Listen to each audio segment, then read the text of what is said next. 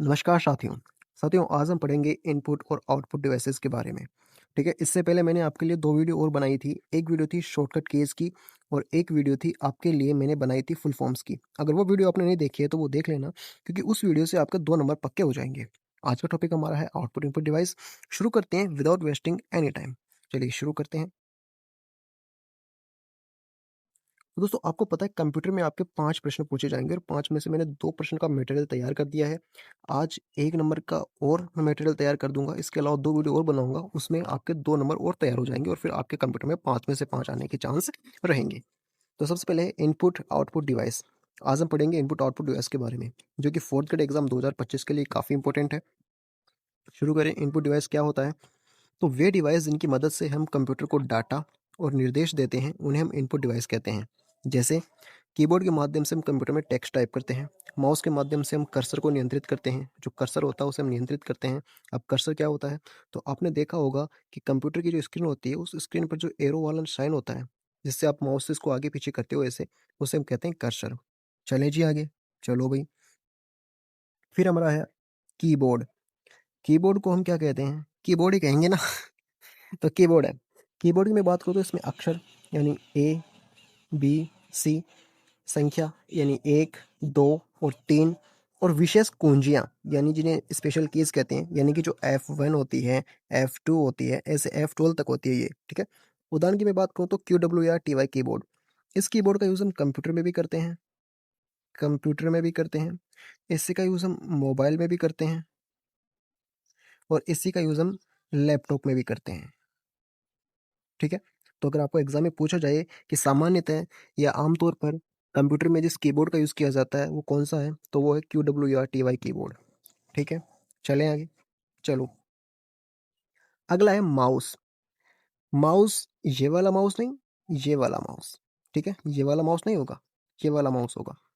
Cursor को नियंत्रित करने वाला डिवाइस है ये। मैंने कर्सर बता दिया कि वो एरो वाला जो शाइन होता है उसे कर्सर कहते हैं। उसको कंट्रोल करने के लिए इस माउस का यूज़ करते हैं। इसके ज़रिए क्लिक, कोई ऐप है, कोई सॉफ्टवेयर, उसको आपको डबल क्लिक करेंगे ओपन हो जाएगा। ड्रैग करेंगे उसको मूव कर सकते हैं और ड्रॉप कर सकते हैं। इस प्रकार के सारे काम आप किससे करेंगे? माउस से करेंगे। प्रकार इसके कई होते हैं, जिसमें ऑप्टिकल माउस हो गया, वायरलेस माउस हो गया, जैसे कि ये आपको दिख रहा है। अगला है स्कैनर। स्कैनर पेपर पर लिखी जानकारी को कंप्यूटर में डालने के लिए इसका उपयोग करते हैं। मतलब सर, अगर आपने अभी कुछ समय पहले अनुप्रति का फॉर्म भरा होगा या अगर आपने कोई कॉम्पिटिटिव एग्जाम का फॉर्म फिल किया होगा, तो आपको पता होगा कि 10th और आपकी जो 12th की मार्कशीट होती है ना, उसको इस प्रकार के यंत्र के अंदर डाला जाता है ऐसे, और फिर इसको बंद कर दिया जाता है। फिर आपकी जो ये मार्कशीट है वो किसके अंदर दिखने लगती है? कंप्यूटर स्क्रीन के ऊपर आपकी मार्कशीट दिखने लगती है, ठीक है? इससे आपको ऐसे समझ सकते हैं। चलें आगे। चलो जी। तो दोस्तों, अगला है अपना माइक्रोफ़ोन। माइक्रोफ़ोन का यूज़ करते हैं हम किसके लिए? रिकॉर्डिंग के लिए। जैसे कि अभी मैं वीडियो बना रहा हूँ तो माइक्रोफ़ोन की रिकॉर्डिंग से कर रहा हूँ, माइक्रोफ़ोन से रिकॉर्डिंग कर रहा हूँ, लेकिन मैं आपको बता दूँ कि मेरे पास अभी कोई माइक्रोफ़ोन नहीं है, ठीक है? आवाज़ और ध्वनि कंप्यूटर में इनपुट देता है। आवाज़ और ध्वनि को कैसे करता है? कंप्यूटर के अंदर भेजता है आवाज़ और ध्वनि को। इसका प्रयोग वॉइस कमांड और ऑडियो रिकॉर्डिंग के लिए करता है, सिंपल सी बात। चलें आगे। अगला है जॉयस्टिक। गेमिंग और सिम्युलेटर में इसका उपयोग किया जाता है। गेमिंग और सिम्युलेटर में इसका उपयोग किया जाता है 3D मूवमेंट और कंट्रोल के लिए। आप कोई गेम खेलते हैं, उस गेम में आपको इसका यूज़ कर सकते हैं। इस ये जो आप है इसको आगे-पीछे कर सकते हैं, मतलब रियल वाली फ़ील आप इसमें ले सकते हैं। चलिए अपने आगे आता है अपना वेब कैमरा, जिसे हम क्या कहते हैं? DIGITALCAMERA, डिजिटल कैमरा भी कहते हैं। तस्वीर और वीडियो कंप्यूटर में इनपुट करता है, यानी कि जो फ़ोटो आपकी होती है और जो वीडियो आप रिकॉर्डिंग करते हो, उनको एक कंप्यूटर के अंदर भेजने का काम करता है। ऑनलाइन मीटिंग, वीडियो कॉल और सिक्योरिटी सिस्टम में उपयोग होता है। कोई याद रखो तो रख लेना, वरना इतना इम्पोर्टेंट नहीं है। ये होता है डिजिटल कैमरा, लेकिन ये याद रखना कि ये इनपुट डिवाइस है, ठीक है? चलें आगे। अगला है ट्रैक बॉल। ये माउस के जैसा होता है, लेकिन इसमें बॉल को घुमाकर कर्सर को नियंत्रित किया जाता है। जैसा कि आपको दिख रहा होगा ये माउस के जैसा। इसमें ये वाली जो ग्रीन कलर की बॉल दिख रही है, इसको आगे-पीछे इसको राउंड घुमाया जाता है ऐसे, आगे-पीछे घुमाया जाता है। उससे क्या होता है, जो कर्सर होता है अपना, वो कंट्रोल रहता है कर्सर पे। अगला है अपना अन्य आउटपुट डिवाइसेज़। टच पैड हो गया, ट्रैक पॉइंट हो गया, ट्रैक बॉल हो गया, ग्राफिक्स टैबलेट हो गया, जॉयस्टिक हो गया, टच स्क्रीन हो गया, माउस हो गया, ये सब के सब आउटपुट डिवाइस हैं, ठीक है? ये सब के सब क्या है, आउटपुट डिवाइस है।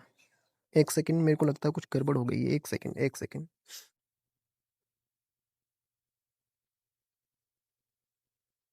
एक सेकंड एक सेकंड। सॉरी, ये आउटपुट नहीं है, आउटपुट नहीं है, ये सब इनपुट डिवाइस है, ध्यान रखना, इनपुट डिवाइस है ये सब। ये सब कैसे हैं, इनपुट डिवाइस हैं ये। और इन सभी डिवाइसेस को हम कहते हैं पॉइंटिंग डिवाइस। क्या कहते हैं इन्हें, पॉइंटिंग डिवाइस कहते हैं। तो एग्जाम में अगर पूछ ले कि निम्नलिखित में से कौन सा पॉइंटिंग डिवाइस का प्रकार नहीं है, और आपको ऑप्शन में दे दे touch pad, track point, track ball, और एक दे दे स्कैनर, तो आपको क्या करना है, स्कैनर। ठीक है, चलें आगे। आगे की तरफ फिर है, यहाँ पे मैंने कहा था कि गलत हो गया, यहाँ पे आपको क्या करना है, इनपुट करना है यहाँ पे। ठीक है, तो और भी आप में अपने पास इनपुट डिवाइस है, जैसे बारकोड रीडर हो गया, ओमार हो गया, ओसीआर हो गया, एसआरडी हो गया। आपको इनकी फुल फॉर्म भी याद रखनी है। ओमार की फुल फॉर्म होती है ऑप्टिकल मार्क रीडर, ओसीआर की होती है ऑप्टिकल कैरेक्टर रिकॉग्निशन, और एसआरडी की होती है स्पीक रिकॉग्निशन डिवाइस। चले आगे, चलो जी चलो फटाफट चलो। आउटपुट डिवाइस की बात कर रहे हैं अब हम। आउटपुट डिवाइस अब शुरू होते हैं हमारे, पिछले मैंने वहाँ पे गलती से मिसप्रिंट हो गया था और वहाँ पे मैंने आउटपुट लिख दिया था। ठीक है, आउटपुट डिवाइस वे उपकरण होते हैं जिनकी हेल्प से या मदद से कंप्यूटर प्रोसेस किए गए डाटा को और सूचनाओं को यूजर तक पहुंचाता है। अब यूजर कौन, यूजर यानी हमारे तक पहुंचाता है। किस तक पहुंचाता है, ये हमारे तक पहुंचाता है। जैसे मॉनिटर हो गया अपना, प्रिंटर हो गया, प्लॉटर हो गया।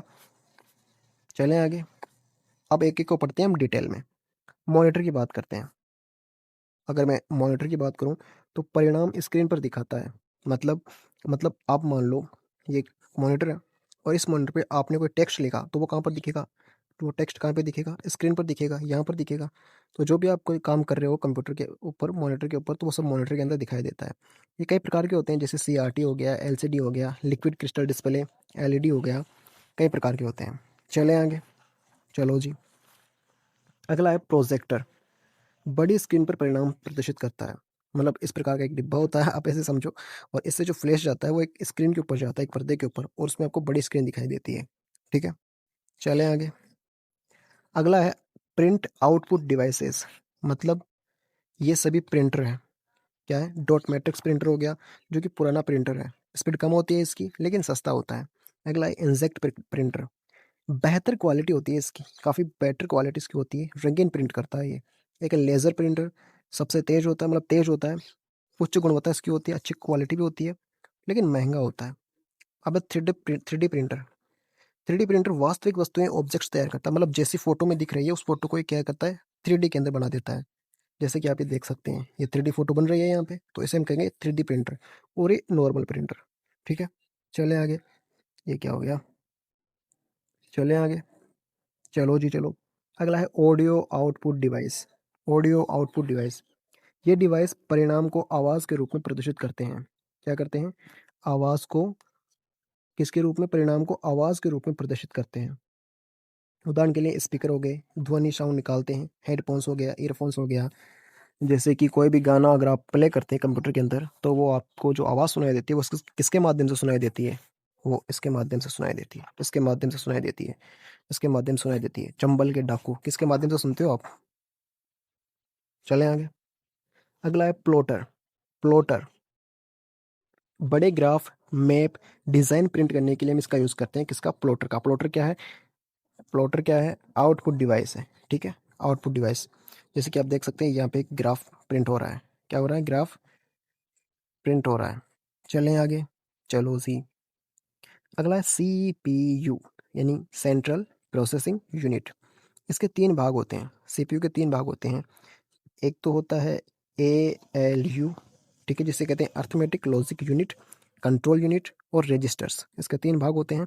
और अगर आपको शॉर्ट फॉर्म में दे दे, कभी कभी फुल फॉर्म पूछ लेता है वो, ALU आपको दे देगा और पूछेगा ALU का फुल फॉर्म क्या है, तो आपको लिखना है अर्थमेटिक लॉजिक यूनिट। चले आगे, चलो जी फटाफट चले आगे चलो। अगला है IO डिवाइसेस। ऐसे डिवाइस जो आप जिन्हें आप इनपुट के रूप में भी प्रयोग कर सकते हैं, इनपुट डिवाइस के रूप में भी, और जिन्हें आप आउटपुट डिवाइस के रूप में भी यूज़ कर सकते हैं। मतलब दोनों के रूप में आप इनका यूज़ कर सकते हैं। फैक्स मशीन हो गया, मल्टी फंक्शनल कंप्रिंटर हो गया, टच स्क्रीन हो गया, मॉडेम हो गया, ये सब किस में आते हैं, अपने इनपुट आउटपुट डिवाइस के अंदर आते हैं। चलें आगे। अगला है इनपुट आउटपुट डिवाइस, मतलब जो बच गए थे वो यहाँ पर मैंने लिख दिए हैं। और पेन ड्राइव हो गया, यूएसबी हो गया, सीडी हो गया, डीवीडी हो गया, और इसी के साथ ही चैप्टर भी अपना कंप्लीट हो गया। दोस्तों ये थे सभी इंपॉर्टेंट। 1 नंबर आपका इस वीडियो से कंप्लीट हो जाएगा, और आगे की और प्रकार इसी प्रकार की वीडियो देखने के लिए चैनल को भी सब्सक्राइब कर लेना।